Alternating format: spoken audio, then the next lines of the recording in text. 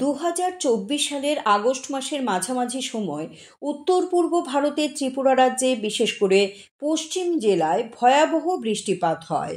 এই ভারী বৃষ্টির ফলে বন্যা দেখা দেয়। 19 থেকে 23 আগস্ট এর মধ্যে রাজ্যে অত্যধিক এবং ধারাবাহিক বৃষ্টি হয়েছিল, যার জেরে পশ্চিম ত্রিপুরা জেলার অনেক নিচু এলাকা জলের তলায় চলে যায়। এর ফলে পশ্চিম ত্রিপুরা জেলার বহু পরিবারকে রিলিফ ক্যাম্পে যেতে হয়।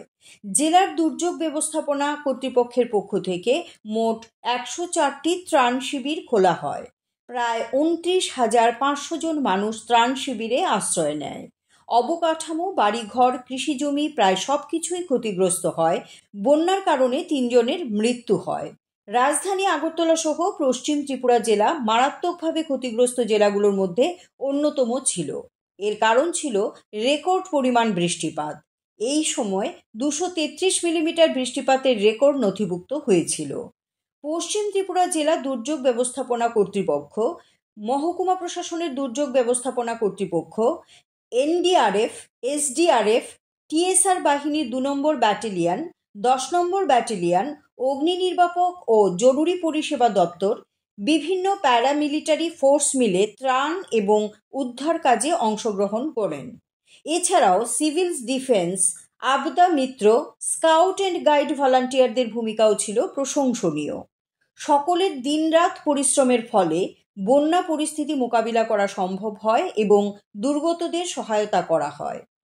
এই বন্যা পরিস্থিতি মোকাবিলার জন্য পশ্চিম ত্রিপুরা জেলা দুর্যোগ ব্যবস্থাপনা কর্তৃপক্ষ সহ অন্যান্য সংস্থাগুলো যেভাবে কাজ করেছিল, এর কয়েকটি বিষয় হলো: ঝুঁকিপূর্ণ এলাকা চিহ্নিত করে সতর্কতা জারি করা হয়, আবহাওয়া দপ্তর থেকে প্রাপ্ত পূর্বাভাস অনুযায়ী জনগণকে সময়মতো সতর্কীকরণ মেসেজ প্রদান, মাইকিং, হোয়াটসঅ্যাপ গ্রুপ, পঞ্চায়েত পর্যায়ে সভা ও ঘোষণা, কন্ট্রোল রুম সক্রিয়করণ, জেলা সদর সহ প্রতিটি সাব ডিভিশনে 24 ঘন্টা 7 দিন ব্যাপী কন্ট্রোল রুম চালু রাখা হয়।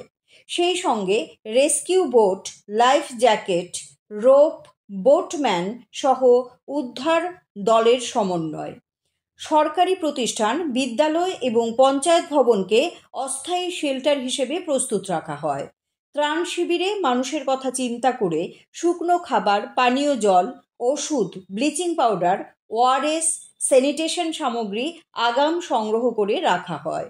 ঝুঁকিপূর্ণ এলাকা থেকে মানুষ সরিয়ে এনে নিরাপদ শেল্টারে রাখা হয়। শিশু, গর্ভবতী মহিলা, প্রবীণ এবং অসুস্থ ব্যক্তিদের অগ্রাধিকারের ভিত্তিতে স্থানান্তর করা হয়। জরুরি চিকিৎসা সহায়তা হিসেবে মোবাইল মেডিকেল টিম, অ্যাম্বুলেন্স সেবা ও প্রয়োজনে হাসপাতালে রেফার করা হয়। বন্যা পরবর্তী পর্যায়ে ক্ষতিগ্রস্ত পরিবারদের মধ্যে ত্রাণ বিতরণ, বাড়ি মেরামতে সহায়তা, খাদ্য ও অন্যান্য প্রয়োজনীয় সামগ্রী প্রদান করা হয়।